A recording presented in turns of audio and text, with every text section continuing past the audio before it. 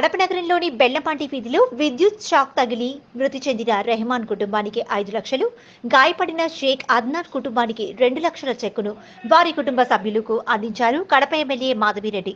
TDP political bureau సభ్యులు శ్రీనివాస్ రెడ్డి గాయపడిన షేక్ అద్నాన్ కు అవసరమయ్యే వైద్య సహాయం అందిస్తామని, అన్ని విధాల కుటుంబానికి అండగా ఉంటామని ఎమ్మెల్యే హామీ ఇచ్చారు.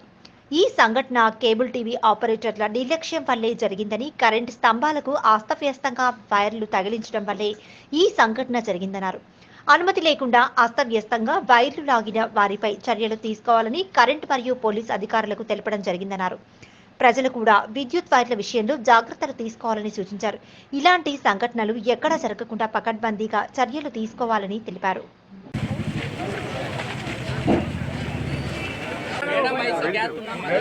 हाथ छोड़ो भाई, हाथ छोड़ो सभी।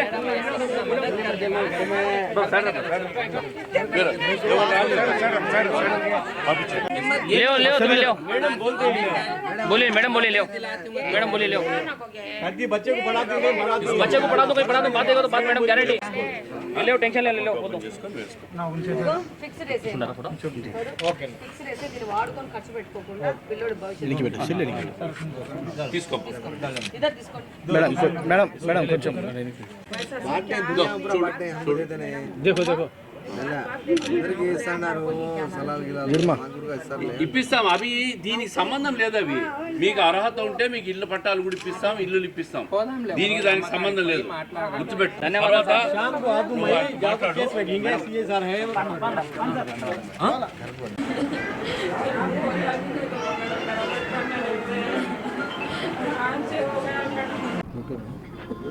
ఇలాంటి దుర్ఘటనలు జరిగిన వెంటనే తెలుగుదేశం పార్టీ తక్షణంగా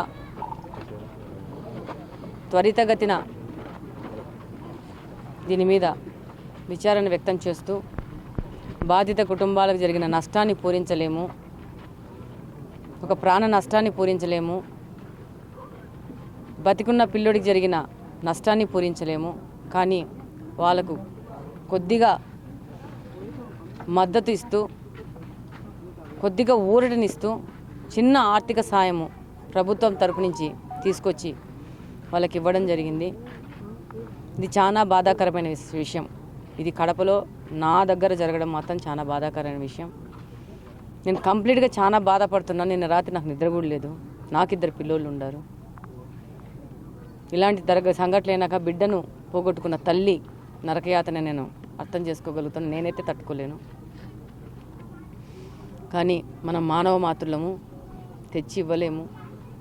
ఆర్థిక సాయం చేసుకున్నాము. రేపు ఫ్యూచర్లో కూడా వాళ్ళకు కావాల్సిన సాయం చేసే విధంగా ముందుకు పోతాము, వాళ్ళకు అండగా ఉంటాము. దీనికి అంతటికీ కారణం డిష్ కేబుల్స్ రన్ చేసే వాళ్ళదే. పూర్తి వాళ్ళ మీద క్రిమినల్ కేసులు బుక్ చేసి యాక్షన్స్ తీసుకోవాల్సిన అవసరం ఉంది. ఇప్పుడు మేము ఇక్కడ నిలబడుకొని మాట్లాడుతున్నాము. ఇక్కడే చూస్తే చుట్టుపక్కల ఎన్ని వైర్లు, కేబుల్ వైర్లు, ఇవన్నీ ఏమాత్రం మిస్టేక్ జరిగినా కూడా ప్రాణ నష్టం జరుగుతుంది. ఈరోజు జరిగిన ఈ యొక్క దుర్ఘటనకు ద్వారా మనకు తెలిసింది. ఏమాత్రం నిర్లక్ష్యం వహించినా ఇలాంటి దుర్ఘటనలు జరుగుతాయి. దీనికి మనం ప్రజలమందరము సమాయత్తమై ఇలాంటివి చేయకుండా డిష్ వైర్లు వచ్చి ఎట్లా పడితే అట్లా కట్టినప్పుడు మనమే వాళ్ళని ఆపేయాలి. ఏ విధమైన పర్మిషన్ లేకుండా, ఎలక్ట్రిసిటీ డిపార్ట్మెంట్ నుంచి ఏ విధమైన అనుమతులు లేకుండా ఇలా వాళ్ళు ఎలా పడితే వాళ్ళ అనధికారికంగా ఇలా కట్టడం వల్లనే జరిగిన మిస్టేక్ ఇది.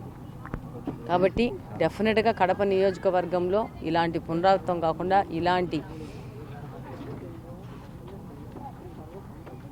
అవకతవకల్ని మార్చి ముందుకు పోవడం జరుగుతుంది. ఇంకా ఇవే కాదు, కడప నగరము చాలా పెద్దది, చాలా ఇరుకుగా ఉంది. ఇవన్నీ కరెక్షన్ చేసుకుంటూ ముందుకు పోవాల్సిన అవసరం ఉంది. ఇలాంటి ఘటన పునరావృతం కాకుండా చర్యలు తీసుకోవాల్సిన అవసరం మనందరి మీద ఉంది. డెఫినెట్గా ఆ విధంగా పనిచేయడం జరుగుతుంది. అలాగనే చనిపోయిన అబ్బాయికి 5 లక్షల ఎక్స్గ్రేషియా, గాయాలతో బయటపడి పాక్షికంగా వికలాంగుడైన అబ్బాయికి 2 లక్షల ఎక్స్గ్రేషియా, అలాగనే కంప్లీట్గా ఉచితమైన వైద్య సహాయము, ఫ్యూచర్లో కూడా అబ్బాయికి చదువుకోవడానికి భవిష్యత్తుకు భరోసాగా ప్రభుత్వం ముందుంటుందని తెలియజేస్తున్నాను. Thank you. నిన్న కడప నగరంలో కరెంటు వైరు యాక్సిడెంట్లో చనిపోయిన కుటుంబాన్ని పరామర్శించాం. ప్రభుత్వం ఎలక్ట్రిసిటీ డిపార్ట్మెంట్ ఈరోజు పోయిన ప్రాణాన్ని తీసుకురాలేకపోయినా 5 లక్షల రూపాయలు ముఖ్యమంత్రి గారు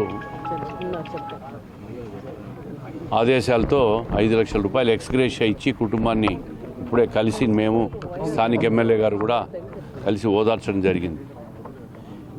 కడప నగరంలో ఎక్కడ చూసినా కూడా ఈ కేబుల్ వైర్లు అస్తవ్యస్తంగా పోల్లకు తగిలిచ్చేసి డిష్ వైర్లు, దానివల్ల ఈ ప్రమాదాలు తరచుగా జరుగుతూ ఉన్నాయి. ఇవన్నీ కూడా భవిష్యత్తులో నివారించేదానికే ఈ కడప నగరంలో ఉన్న పాత బస్తీ అంతా కూడా అధునాతన విధానంతో ఈ ట్రాన్స్ఫార్మర్లు కానీ ఇవన్నీ కూడా ఒక పర్మనెంట్ పోల్ సిస్టంలో అప్గ్రేడ్ చేసే విధానాన్ని కూడా దాదాపు 100 కోట్ల పైచిలుకుతో ఈ మధ్యనే ప్రతిపాదనలు కూడా ఎమ్మెల్యే గారు తిరుపతి సిఎండి గారికి కూడా పంపించడం జరిగింది. ఈలోపే ఇటువంటి ప్రమాదాలు జరిగినాయి. ఇదంతా కూడా డిష్ వైర్లు డిష్ వాళ్ళ నిర్లక్ష్యంతో ఇది జరిగింది తప్ప కరెంటు ఎలక్ట్రిసిటీ డిపార్ట్మెంట్ వాళ్ళ తప్పిదం ఇక్కడెక్కడ లేదు. ఈరోజు ఆ కుటుంబానికి పిల్లోడిపోయిన బాధ నుంచి వాళ్ళు ఇంకా బయటికి రాలేకున్నారు. పిల్లోడిని అయితే తీసుకురాలేకపోయినాం, కానీ ముఖ్యమంత్రి గారు తక్షణం దీని మీద స్పందించి ఎనర్జీ మినిస్టర్ రవికుమార్ గారు కూడా స్పందించి నిన్న రాత్రే వాళ్ళకి ఎక్స్గ్రేషియాను కూడా చెక్కులు కూడా పంపించడం జరిగింది. ప్రభుత్వం ఏదైనా కూడా ఎక్కడ నష్టం జరిగినా స్పాంటేనియస్గా తక్షణం స్పందించి ఇటువంటి కార్యక్రమాలను, ఇటువంటి నష్టం జరిగిన వాళ్ళని ఆపదలో ఆదుకోవడం కూడా జరుగుతూ ఉంది. ఇది ప్రభుత్వ బాధ్యత. ఈ ప్రభుత్వం ఎప్పుడు కూడా ఎవరికి నష్టం జరిగినా కూడా అండగా ఉంటామని తెలియజేసేదానికే ఈ తక్షణ సాయం. ఆ కుటుంబానికి, ఆ పిల్లలకు కూడా భవిష్యత్తులో చదివించడం కానీ, ఇందాక చెయ్యి విరిగిన కుటుంబానికి ఆర్టిఫిషియల్ హ్యాండ్ పెట్టించేది, అదేవిధంగా అతని చదివించే బాధ్యతను కూడా మేమే తీసుకుంటాం. తప్పకుండా వాళ్ళకి ఎప్పటికీ అండగా ఉంటాం. భవిష్యత్తులో ఇటువంటి జరగకుండా మరి అప్గ్రేడేషన్ విధానాన్ని తొందరలో